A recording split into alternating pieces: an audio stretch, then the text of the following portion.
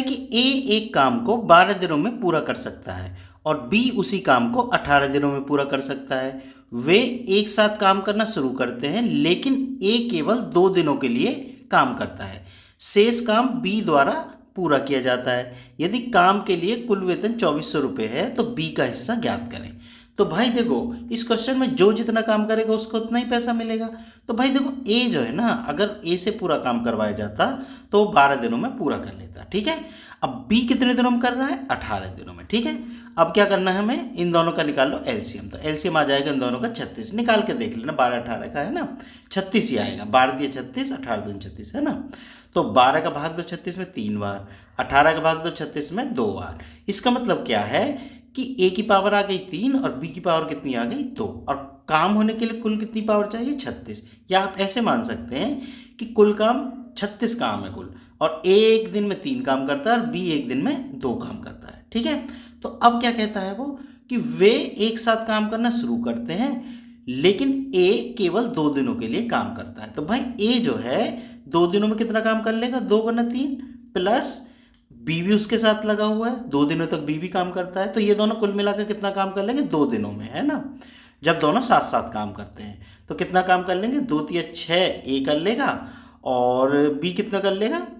B कर लेगा 4, है ना। तो कुल मिलाकर 10 काम ये दोनों कर लेंगे, ठीक है बच्चों। ये है ए का काम और ये है बी का काम, ठीक। ये हमने दोनों जोड़ दिए क्योंकि अभी दोनों इकट्ठा काम कर रहे हैं। तो अब काम कितना बचा भाई? घटा दो 36 में से 10, कितने बचे? 26। यानी 26 काम अभी बचा हुआ है। और ए एक दिन में कितना काम करता है? 2, और काम बचा हुआ है कितना? 26। तो बी बाकी काम कितने दिनों में कर लेगा?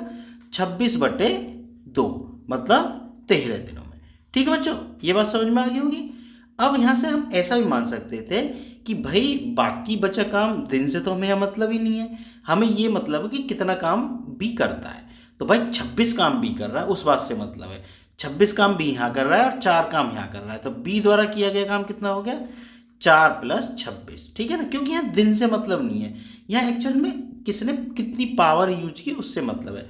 जैसे भाई तुम जो है क्या नाम है, किसी काम को 5 दिन में कर रहे हो और एक आदमी कर रहा है 3 दिन में, तो भाई 3 दिन में जो कर रहा है उसकी पावर ज़्यादा है, मतलब उसको ज़्यादा पैसे मिलने चाहिए, ठीक है ना। तो ये वाली बात है। तो बी कुल कितना काम करता है? 30 काम करता है। और ए कितना काम करता है भाई? ए तो 6 ही काम करता है।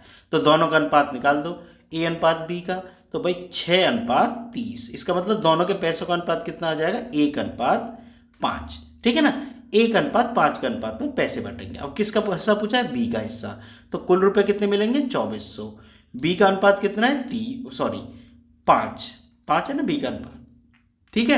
और अनुपातिक योग कितना है? 5 और 1 6। ऐसे निकालते हो ना, अनुपात से ऐसे ही निकालते हैं ना कि अगर अनुपात दिया हो तो कुल जो भी मान दिया है कुल मान, ठीक है ना, गुना जिसका अनुपात पूछा है वो बटे अनुपातिक योग 5 और 1 6।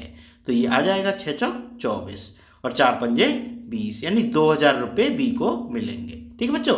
यहाँ से बात समझ गए ना। एक्चुअल में इस तरह के सवाल में जब रुपए की बात आए, ध्यान रखना, मेरी ये बात दिमाग में रख लो, जब रुपए की बात आए तो हमें ये निकालना है किसने कितना काम किया, ठीक है ना। अब यहाँ से दिन से, क्योंकि हमें कोई लॉजिक नहीं है निकालने का, है ना, इसलिए हमने केवल पावर ली है, कितनी पावर उसने काम किया, मतलब कितना काम उसने किया। 26 यहाँ किया उसने और 4 यहाँ किया, कुल 36 काम में से, है ना। तो 30 तो इसी ने कर लिया, तो बाकी 6 बचा काम किसने किया? ए ने, ठीक है। उन्हीं का अनुपात निकालना है फिर रुपए का, ठीक बच्चों। आंसर कहीं है? देखो 2000 ये रहा, ठीक है। बात समझ में आ गई होगी। अगर वीडियो पसंद आई हो तो चैनल को सब्सक्राइब जरूर कर लेना। मिलते हैं फिर नेक्स्ट वीडियो में।